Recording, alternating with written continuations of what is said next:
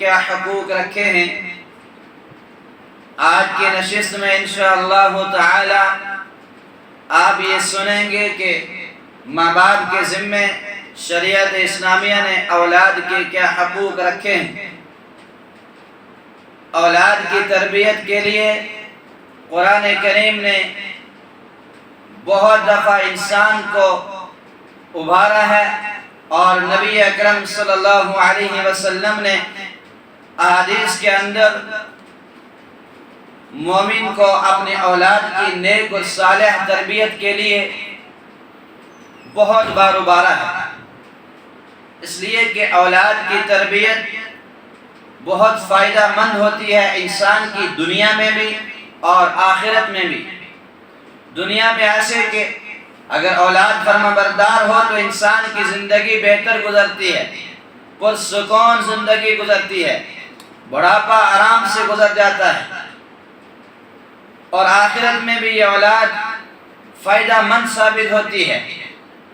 اور پھر اگر انسان اپنے اولاد کی تربیت کرتا ہے تو وہ صرف ایک ہی بچہ یا بچی کی تربیت نہیں کرتا، وہ آئندہ آنے والی پوری نسلوں کی تربیت کرتا ہے۔ اور اگر وہ تربیت کرنے میں ناکام رہا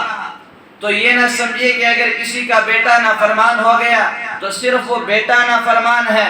اگر کسی کی بیٹی نافرمان ہو گئی تو صرف وہ بیٹی نافرمان ہے۔ ایسا نہیں ہے، اگر ایک بیٹا کسی کا بگڑ گیا، نافرمان ہو گیا، تو صرف وہ بیٹا نہیں نافرمان ہوا، وہ آئندہ آنے والی نسلیں اس کی نافرمان ہو گئی، وہ آئندہ آنے والی نسلیں اس کی دین سے دور ہو گئی، اور پھر آخرت میں بھی اس کا جواب دینا پڑے گا۔ نبی اکرم صلی اللہ علیہ وسلم نے اسی کو بیان فرمایا اور فرمایا الا سنو، دھیان سے سنو، کلکم راعٍ، تم میں سے ہر ایک نگراں ہے، ہر ایک ذمہ دار ہے، وَكُلُّكُمْ مَسْئُولٌ عَنْ رَعِيَّتِهِ،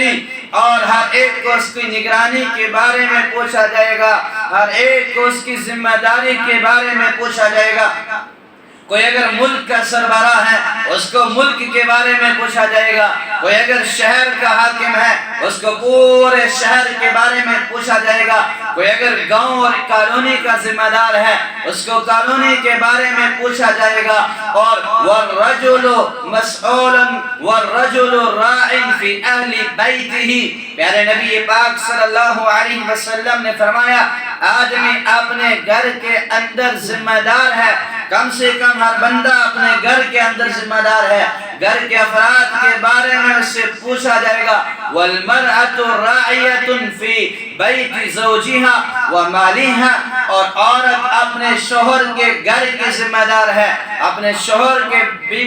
بیوی اپنے شوہر کے بچوں کی ذمہ دار اور نگراں ہے، شوہر کے مال کی ذمہ دار اور نگراں ہے، اس کو شوہر کے بچوں کے بارے میں پوچھا جائے گا، شوہر کے مال کے بارے میں پوچھا جائے گا۔ اگر اولاد کی تربیت میں کمی اور کوتاہی رہ گئی تو کل قیامت کے دن اللہ کے سامنے کھڑا ہو کے اس کا جواب دینا پڑے گا، اور قیامت میں جب جواب دیا جائے گا اگر کسی کے حقوق میں کمی کی ہے، اگر اولاد کی تربیت میں کا حق ادا نہیں کیا تو اس کا حساب قیامت کو ہوگا۔ اللہ اس پر بھی قادر ہے کہ اللہ مرنے کے بعد جنت اور جہنم کا فیصلہ کر دے، لیکن اللہ مرنے کے بعد جنت اور جہنم کا فیصلہ نہیں کرتا۔ اللہ نے میدان محشر کو قائم کرنے کا فیصلہ کیا ہے، اللہ نے قیامت کا فیصلہ کیا ہے، اس لیے کہ جب قیامت کا میدان برپا ہوگا وہاں تمام انسان موجود ہوں گے، وہاں وہ سارے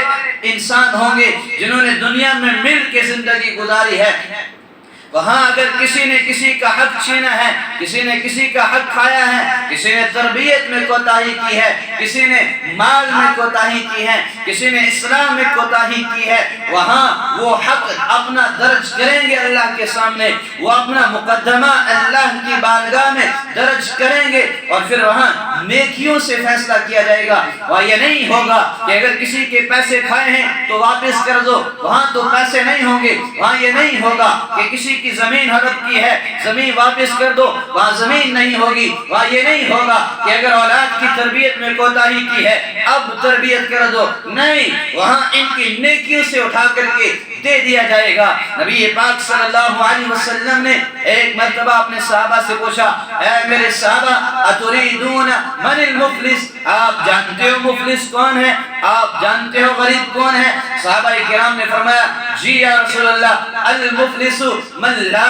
درہم لہ ولا متاع، غریب وہ آدمی ہے جس کے پاس درہم نہ ہو، جس کے پاس کرنسی نہ ہو، جس کے پاس مال نہ ہو، ولا متاع لہ، اور جس کے پاس پراپرٹی نہ ہو، وہ غریب آدمی ہے، وہ مفلس آدمی ہے، وہ لاچار آدمی ہے۔ نبی پاک صلی اللہ علیہ وسلم نے فرمایا نہیں، المفلس من امتی، میرے امت کا غریب وہ ہے، میرے امت کا مفلس وہ آدمی ہے، من یأتی یوم القیامت بصلاۃ، جو قیامت کے دن میدان محشر میں اس طرح آئے کہ نماز اپنے ساتھ لے کر کے آئے، بزکاۃ، زکات کے عمل کو اپنے ساتھ لے کر کے آئے، بصیام، وہ روزے کے عبادت کو اپنے ساتھ لے کر کے آئے، بقیام، وہ راتوں کو اٹھ اٹھ کے نفل پڑھنے کی عبادت کو اپنے ساتھ لے کر کے آئے، لیکن وہ اس حال میں آئے کہ جو ہی وہ میدان محشر میں دکھے تو سارے حق والے اس کے پاس آ جائیں، کوئی کہے کہ مجھے مارا ہے، قد شتم ھذا،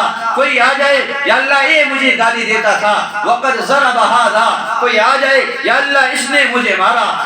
اور کوئی آ جائے قد قذف ھذا، یا اللہ اس نے مجھ پر جھوٹی تہمت لگائی ہے، اور کوئی آ جائے یا اللہ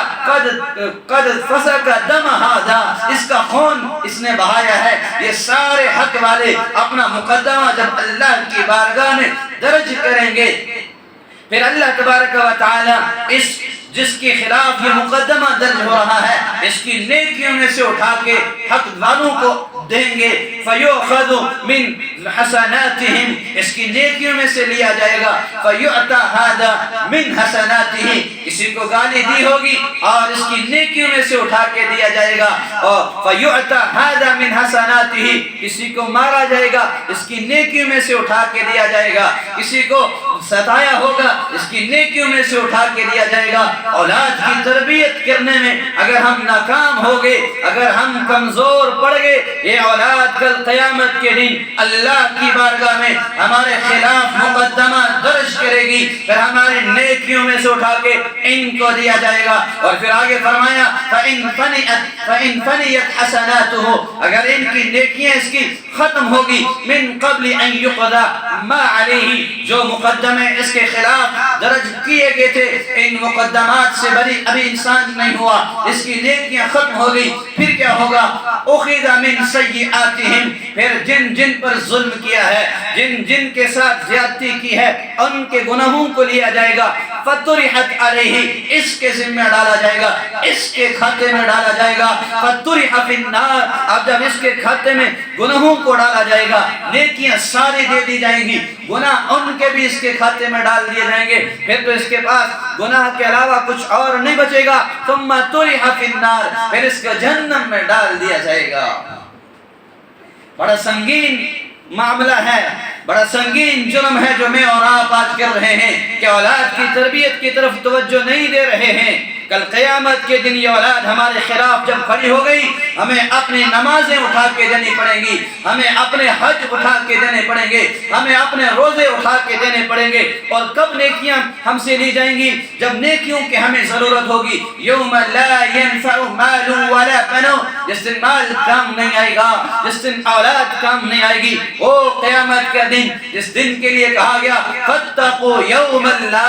تجزی نفس عن نفس شیئا، ڈرو اس دن سے جس دن کوئی انسان کسی کے کام نہیں آئے گا۔ ایسا نہیں ہوگا کہ کرے کوئی تو بھرے کوئی، اس دن کوئی کسی کے کام نہیں آئے گا۔ ولا یؤخذ منها عدل ولا تقبل منها شفاعہ، ان سے سفارشیں بھی قبول نہیں کی جائیں گی، سفارش تو اس کی قبول کی جائے گی جس سے اللہ راضی ہو، پھر اللہ اپنے نبی کو حکم دے، اللہ اپنے نیک بندوں کو حکم دے سفارش کے لیے، لیکن جب تک اللہ راضی نہ ہو تب تک سفارش بھی کسی کی قبول نہیں ہوتی۔ ولا یؤخذ منها عدل، اور کچھ لے دے کے بھی بات قیامت میں حل نہیں ہوتی. وہاں رشوت نہیں چلتی, وہاں مال پیسہ نہیں چلتا, وہاں عمل کا سکہ چلتا ہے اور اعمال جب اٹھا کے دے دیے جائیں گے. وَلَا هُمْ يُنصَرُونَ, اور قیامت کے میدان میں کسی کی مدد نہیں کی جائے گی سوائے اس کے جس کے پاس اپنی نیکیاں ہو, اور جس کے پاس نیکی ہوگی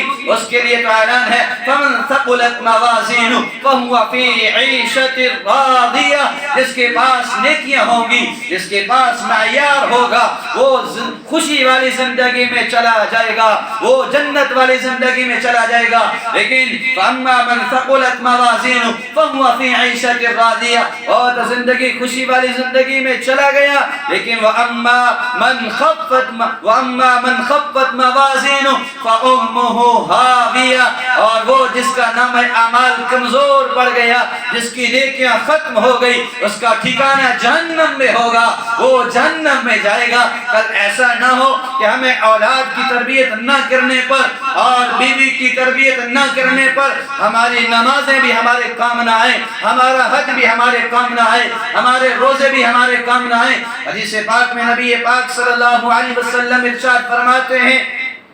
کہ کل قیامت کے دن اللہ کے سامنے ایک بے عمل خاتون کو لایا جائے گا, ایک اس عورت کو لایا جائے گا جو نیکی کے کام نہیں کرتی تھی. جب اللہ سے پوچھے گا کہ تو نے نیکی کا کام کیوں نہ کیا, وہ کہے گیا میرے اللہ, میں نے جس گھر میں آنکھیں کھولی, میرے باپ نے مجھے اسکول تو بھیجا, میرے باپ نے مجھے کالج تو بھیجا, میرے باپ نے مجھے میرے لیے کپڑوں کا انتظام تو کیا, کھانے کا انتظام تو کیا, سردی گرمی کا انتظام تو کیا, رہائش کا انتظام تو کیا, لیکن میرے لیے دین کا انتظام نہیں کیا. مجھے میرے باپ نے کبھی نماز کا نہ کہا. پھر میں تھوڑی سی اور بڑی ہوئی تو میرے بعد میرے بھائی نے جنم لیا. اللہ جب بھائی جوانی پر پہنچا تو بھائی نے مجھے دین نہیں سمجھایا, اس نے دنیا سمجھائی, اس نے دنیا کے لیے مجھے گائیڈ کیا, اس نے مجھے کالج میں لے کے چھوڑا, اس نے مجھے امتحان گاہوں میں لے کے چھوڑا. پھر ایک دن آیا جب میں دلہن بن کے کسی کے گھر پہنچ گئی. جب اس کے گھر پہنچی اس نے مجھے یہ تو سمجھایا کہ ساس سسر کا مزاج کیسا ہے, اس نے یہ تو سمجھایا